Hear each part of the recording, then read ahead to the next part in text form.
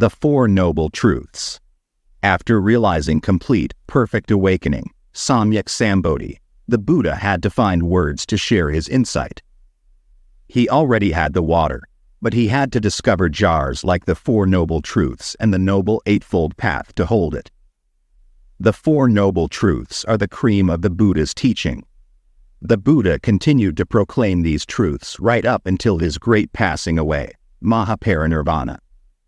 The Chinese translate Four Noble Truths as Four Wonderful Truths or Four Holy Truths.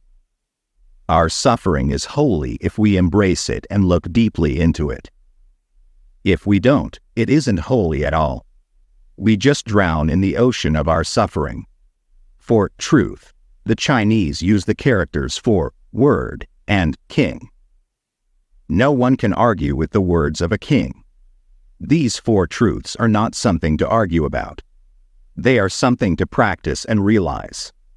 The first noble truth is suffering, dukkha. The root meaning of the Chinese character for suffering is bitter. Happiness is sweet. Suffering is bitter. We all suffer to some extent.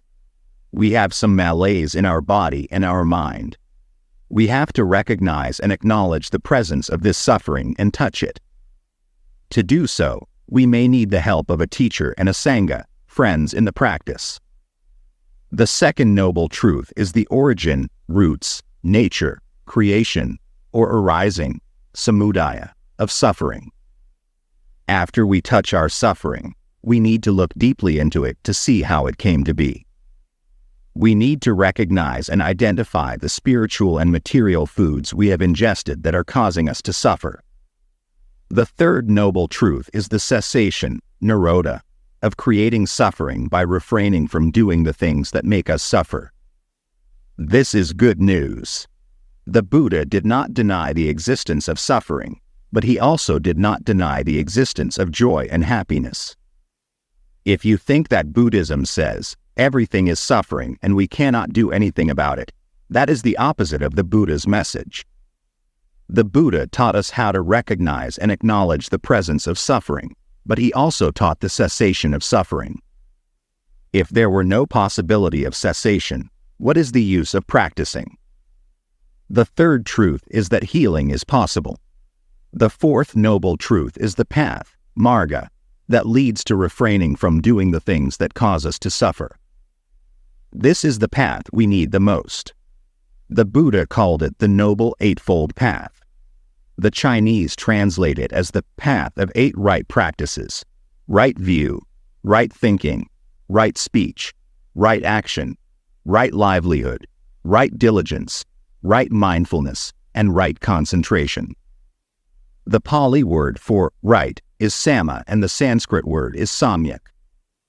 It is an adverb meaning in the right way, straight, or upright, not bent or crooked. Right mindfulness, for example, means that there are ways of being mindful that are right, straight, and beneficial. Wrong mindfulness means that there are ways to practice that are wrong, crooked, and unbeneficial.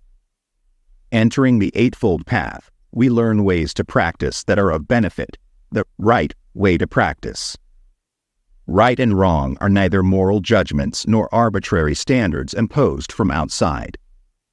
Through our own awareness, we discover what is beneficial, right, and what is unbeneficial, wrong.